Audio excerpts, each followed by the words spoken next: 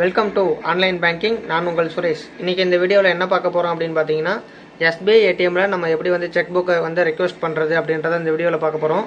So வாங்க வந்து வீடியோக்குள்ளே போயிடலாம். ஃபஸ்ட்டு உங்களுடைய எஸ்பிஐ ஏடிஎம்க்கு முன்னாடி போயிருங்க. போனதுக்கப்புறம் உங்களோட ஏடிஎம் கார்டு எடுத்துக்கோங்க.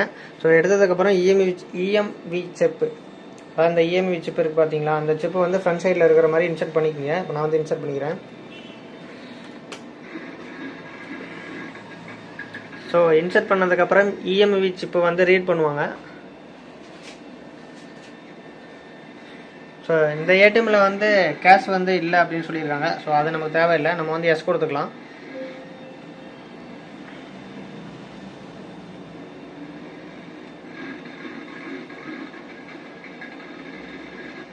லாங்குவேஜ் வந்து கேட்குறாங்க. இப்போ நான் வந்து இங்கிலீஷ் செலக்ட் பண்ணிக்கிறேன். தென் இதில் வந்து பேங்கிங் அப்படின்ற ஆப்ஷன் வந்து செலக்ட் பண்ணிக்கோங்க. இதில் வந்து சர்வீசஸ் போய்க்குங்க. இங்கே பார்த்தீங்கன்னா செக் புக் ரெக்வஸ்ட் அப்படின்னு சொல்லிட்டு ஒரு ஆப்ஷன் இருக்கும். அந்த ஆப்ஷன் வந்து கிளிக் பண்ணிக்கோங்க.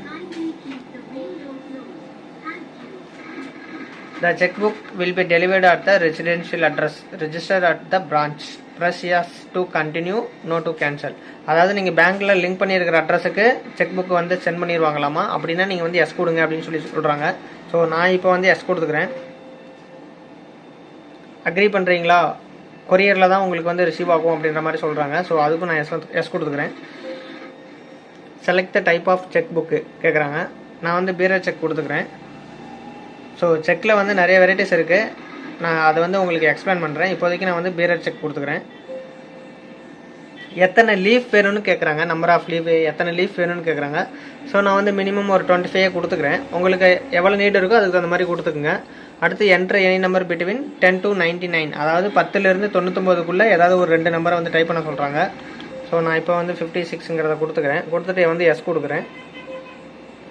உங்கள் ஏடிஎம்மோடைய பின்னு கேட்குறாங்க. ஸோ இப்போ நான் வந்து என்னோடய ஏடிஎம் பின்னை வந்து நான் நம்பர் பேரில் போட்டுக்குவேன். நீங்கள் வச்சுருக்கிறது சேவிங்ஸ் அக்கௌண்ட்டா இல்லை கரண்ட் அக்கௌண்ட்டான்னு கேட்குறாங்க. இப்போ நான் வந்து சேவிங்ஸ் அக்கௌண்ட் கொடுத்துக்கிறேன்.